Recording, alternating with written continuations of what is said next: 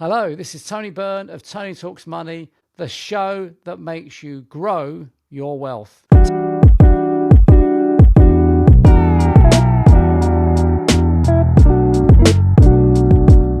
Today, we're going to talk about 5 money habits that will keep you broke forever. So habit number 1 is buying liabilities instead of assets. It means borrowing money to buy things that you want but don't need. So for example, you might be spending money on holidays or a brand new car or makeup or clothes or whatever it is. All nice things to have, but do you really need them? If you don't, and you don't have a lot of money, then maybe you're wasting your money. Instead, invest your money in assets that give you an income. For example, a property that gives you rental income. It could be a side hack of yours that creates income. What else could it be? You might have your own website that gives you an income. So try and find something that gives you an asset that you invest in that gives you income. That's good debt. If you borrow to do that, you're actually going to build your wealth quite a lot over a long term.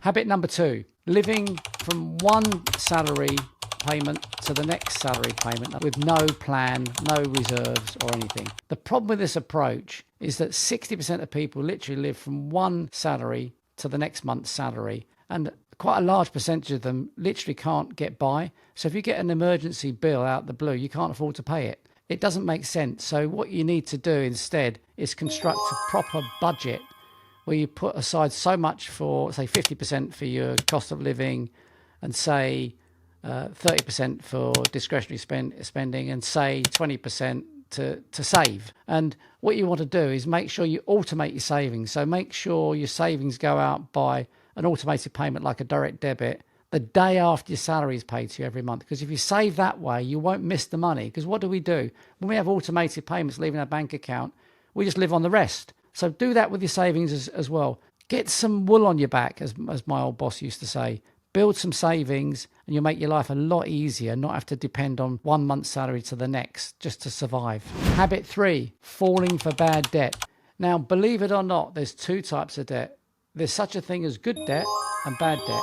Now, good debt you would use to buy an asset that appreciates in value and possibly gives you an income. The classic one is property. You buy a property as an investment, it pays you rental income. That's good debt. And also, interest rates tend to be lower on mortgages than on bad debt. Bad debt, typically a personal loan, it could be a credit card, it could be an overdraft. The interest rates are far higher on these, and people use it for discretionary expenditure to buy these wants, not their needs. So, oh yes, it looks nice. I've gone past the shop, nice clothes, let's go and buy some. But you're broke. Well, and you borrowed money to do it. You bought something that's going to go down in value, and you borrowed money at the highest interest rates possible. Doesn't make any sense. Make some sacrifices. Instead, get good debt, buy assets to pay you an income. Ironically, in the long run, you have more spending money because you have more sources of income, not just your salary. You have all these passive sources of income. And believe you me, people who save end up spending far more than people who just spend all their salary. I know it sounds perverse because they've put money aside and built up wealth. So that's been my experience so far. Habit number 4, not investing early. If you're a young person watching this or listening to this, and most of my audience is young people, you really must listen intently to this. If you save just £10 a day, starting at age 20, with an average 8% return, you could have over £1 million by retirement. £1 million. Surely worth doing. If you wait until you're 30, you'd have to triple that amount you save to catch up. So that's the key. Start as early as you can. And it's never too late. Well, maybe if you're 100, it's a bit late.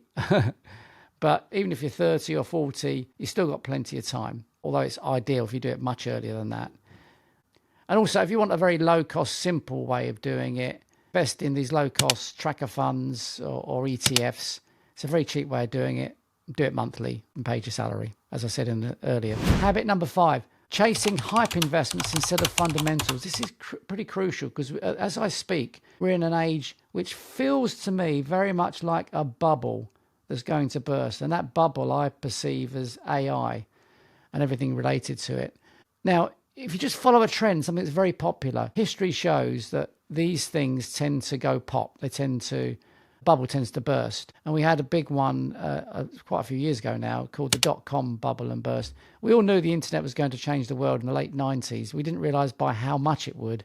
But a lot of these companies, so-called dot-com companies, because dot-com was in their name, their value got hyped up so much that many of them never really made any profits. So most of these companies crashed and burned.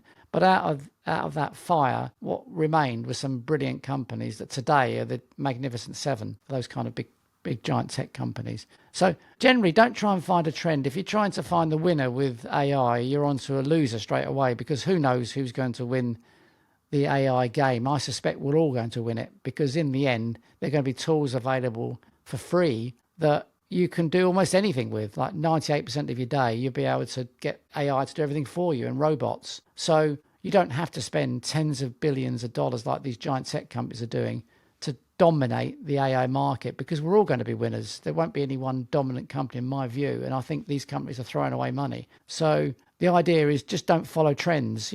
Focus on long-term investments in great businesses that serve your everyday wants and needs, particularly your needs, like, for example, food, energy. These things aren't going to go out of business or be unpopular. These things you're always going to need. So focus on great businesses that concentrate in those areas instead, and you're going to get a far steadier investment return, far more predictable, rather than just gambling and guessing which company is going to be the winner in the AI game. If you want to build real wealth, start by following the 5 lessons I've just given you. Invest early, buy assets, use good debt, don't waste your money, and be patient. And if you do that, you will be wealthy, my friend.